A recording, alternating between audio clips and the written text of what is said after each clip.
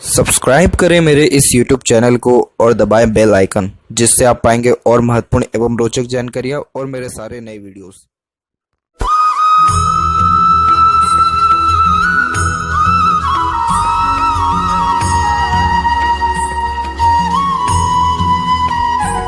नमस्कार दोस्तों, भगवान आप सभी का भला करे और आपकी सारी इच्छाएं मनोकामनाएं पूरी हों।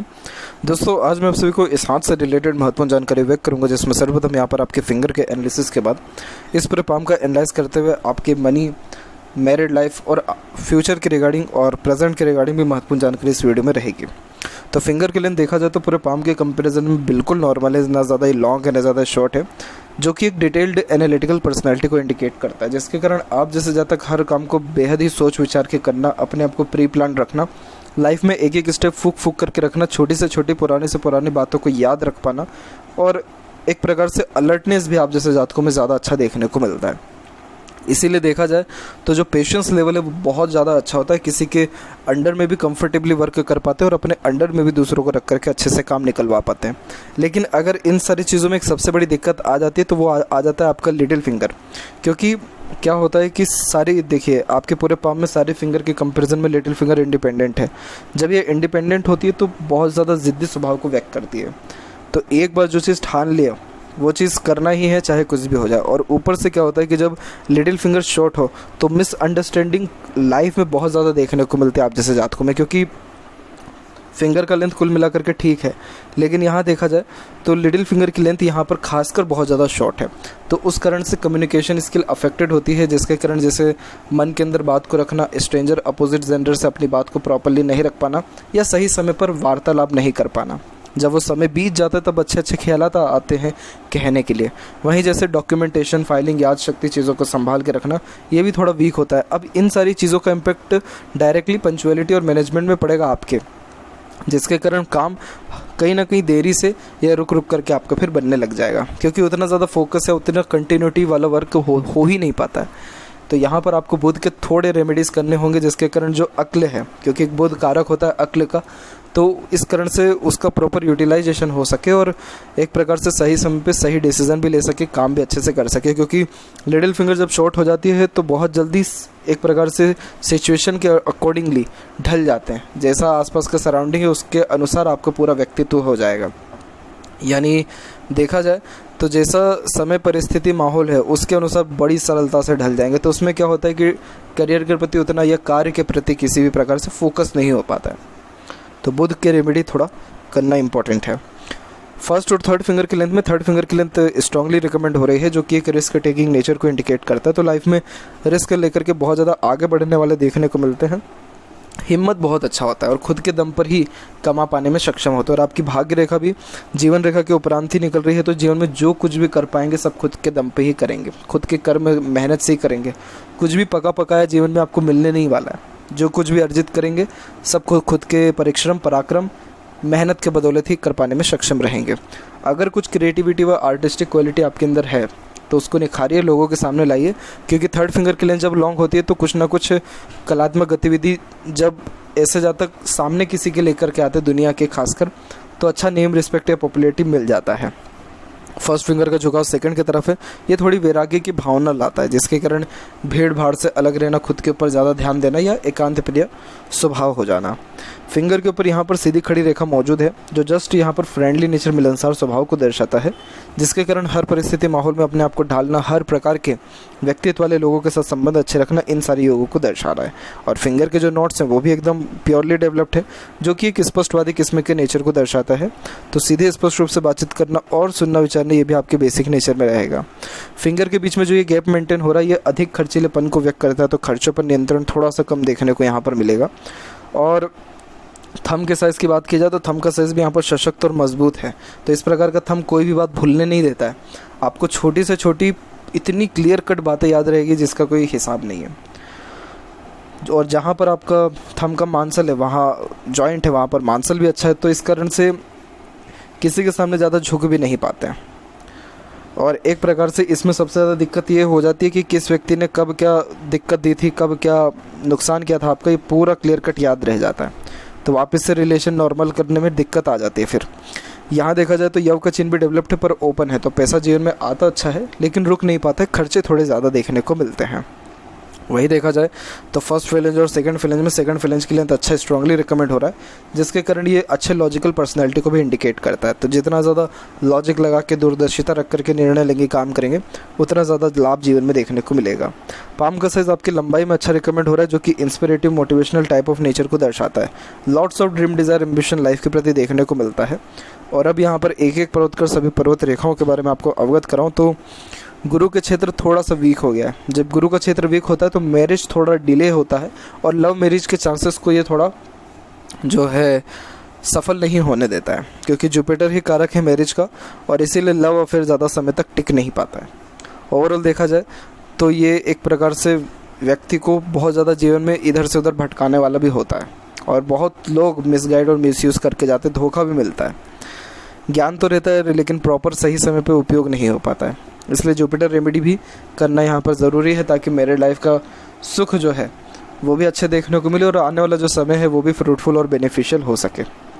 हालांकि यहाँ से जस्ट माइंड लाइन स्टार्ट हो रही है, जो कि अच्छे लर्निंग कैपेबिलिटीज़ को दर्शाता है। तो अगेन ज्ञान में आपके कोई भी कमी नहीं रहेगा, परंतु उसका जहाँ पर यूज़ करना चाहिए वो प्रॉपर यूज़ नहीं हो पाता जब इस प्रकार से जुपिटर माउंट वीक हो। सैटर्न माउंट आपका सेटल्ड अच्छा है। सैटर्न माउंट जब इस प्रकार से हो तो मेहनती स्वभाव को दर्शाता है, और जितनी फेट लाइन है वो देखिए, जब लाइफ लाइन या माइंड लाइन से फेट लाइन निकल रही होती है तो लाख कुछ भी कर लिया जाए, आप जैसे जहाँ तक अपने खुद के ही मेहनत के बदौलत अपना किस्मत लिख पाएंगे, अन्यथा कोई कुछ नहीं कर पाएगा, ये चीज़ ध्यान रखिएगा। तो इसीलिए फोकस होना हर काम में बहुत ज़्यादा ज़रूरी है, और हर काम में कंटिन्यूटी होना बहुत ज़्यादा ज़रूरी है। यानी ये समझ लीजिए कि जो जो अपने जीवन में चाहेंगे वो सारी चीज़ें आपको हासिल होगी सिर्फ और सिर्फ खुद के पराक्रम और मेहनत के बदौलत। क्योंकि ये रेखाएं बेशक टूटी हुई है, लेकिन ये सारी की सारी रेखाएं सैटर्न तक फाइनली जा रही है। तो सैटर्न कारक होता है संतुष्टि का, इच्छा पूर्ति का। तो यहाँ जब भाग्य रेखा पहुँचे तो व्यक्ति के जीवन में इनफ अमाउंट में मनी भी होता है और सारी इच्छा मनोकामनाएं पूर्ण भी होती हैं। तो इसीलिए मेहनत से कभी भी पीछे ना हटें।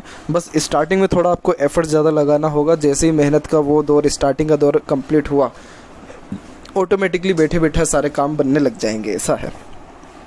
इसके अलावा यहाँ देखा जाए तो सूर्य और शनि के बीच की जो ये रेखा है ये अच्छे नॉलेज को इंडिकेट करती है। तो ज्ञान में किसी प्रकार से कोई भी आपकी कमी यहाँ रहने नहीं वाला है। और सूर्य की जहाँ तक बात की जाए तो सूर्य भी यहाँ पर विकसित आपका अच्छा है। और यहाँ देखा जाए तो सूर्य विकसित है लेकिन सूर्य की रेखा भी टूट करके चल रही। तो ऐसे जब सनलाइन टूट करके चले तो बहुत कमज़ोर जो है फोकस देखने को मिलता है, बहुत जल्दी ध्यान टूट जाने वाला होता है, छोटी मोटी चीज़ों से भी अफेक्टेड जल्दी हो जाते हैं। अब क्या होता है कि कोई भी काम कंटिन्यू करने में उसके बीच में कोई दूसरा काम आया, फटाफट वो काम छोड़ के दूसरा करने लग जाएंगे। तो अब जो आधे स्तर तक आकर के वो काम छोड़ा तो मतलब क्या रहा उस काम को करने का भी, उतना भी काम करने का। अब जैसे 10 जगह आपने गड्ढा खोदा, कुछ नहीं हुआ, एक जगह खोदते जाएंगे तो पानी निकलेगा। तो ये एक सेंस वाली बात होती है। तो ये थोड़ा आपको ले करके चलना पड़ेगा कि कोई भी एक ही काम करिए, लेकिन जब तक प्रोमिनेंट वे में कंप्लीट ना हो जाए तब तक उसको छोड़ना नहीं है। तब जा कर के करियर वाइज भी ग्रोथ मिलेगा और जो मनी है आपके मेहनत से कहीं गुना ज़्यादा फिर आपको देखने को मिलेगा। अगेन सन माउंट के ऊपर कोई भी नेगेटिव ऐसा साइन अवेलेबल नहीं है। एक हल्का सा क्रॉस का साइन भी यहाँ डिनोट हो रहा है, लेकिन अभी फ़िलहाल ये इतना प्रोमिनेंट नहीं है क्योंकि बहुत हल्के से में डेवलप्ड है और ऊपर से एक सनलाइन स्ट्रांगली रिकमेंड हो रही है जो जस्ट बुध और सूर्य के बीच में जा रही है। अगर ये थोड़ा और आगे बढ़ कर के पहुँच गया इसके आगे तक तो ये डेफिनेटली खुद के दम पर प्रॉपर्टी आपको अर्जित करने की योगों को दर्शाएगा। फिर इसे इसीलिए यशस्वी चिन्ह कहा जाता है, जिसके कारण ऐसे जातक अपने खुद के दम पर यश, कीर्ति, वैभव प्राप्त कर पाने में सक्षम होते हैं। और जो यश प्राप्ति के योग है वो सबसे पहले तो खुद के घर से ही देखा जाता है। तो ये सारी चीज़ें आपके जीवन में संभव है और बस थोड़ा इसको जो है ध्यान देना या इसको स्ट्रॉन्ग करना ज़रूरी है। जस्ट बात करें मरकरी की तो मरकरी भी सेटल ठीक है। एक से अत्यधिक रेखा मीठी बोली, आकर्षित व्यक्तित्व को, एक से ज़्यादा लैंग्वेजेस के होने वाले नॉलेज को और एक प्रकार से अच्छे कन्विंसिंग स्किल को भी दर्शाता है। तो अपने बातों से किसी को भी ईजिली कन्विंस कर लेना, बुरी अगर किसी को कोई बात है तो उसको भी इस वजह से बोलना कि अपनी बात भी आप कह दें, सामने वाले को यहाँ बुरा भी ना लगे, यानी सरकास्टिक वे में। तो ये भी आपके नेचर में थोड़ा रहेगा। अब यहाँ पर सारे जो लाइन्स है या सारे माउंट के कंपेरिजन में जुपिटर एक थोड़ा जो सबसे ज़्यादा नेगेटिव इम्पैक्ट दे रहा है, और जो आपका मरकरी है वो सबसे ज़्यादा अच्छा रिस्पॉन्ड दे रहा है, और यहाँ पर मरकरी लाइन भी स्ट्रांगली रिकमेंड हो रही है। तो ये मोस्ट प्रोबेबली बिजनेस में लेकर के जाती है, इंडिपेंडेंट वर्क या बिजनेस के माध्यम से जीवन में बहुत ज़्यादा लाभ देखने को मिलता है, या मार्केटिंग फील्ड में। इसके अलावा यहाँ देखा जाए तो यहाँ पर आपकी यूनियन लाइन की जहाँ तक बात की जाए तो मुझे तकरीबन 2 से 3 लाइन यहाँ पर डिनोट हो रही है। जितनी लाइन होती है उतना बार गहरा अटैचमेंट देखने को मिलता है, तो आपकी मैरिज होने के चांसेस डेफिनेटली है। लास्ट वन बहुत ज़्यादा स्ट्रॉन्ग है, और ये उम्र यहाँ पर डिनोट कर रहा है 33 और 34। हृदय रेखा की जहाँ तक बात की जाए तो हृदय रेखा यहाँ से जस्ट निकलते हुए सैटर्न पर आकर के रुक रहा है, और सैटर्न पर जब हार्ट लाइन आकर के रुकती है तो ये व्यक्ति को प्रैक्टिकल नेचर देता है।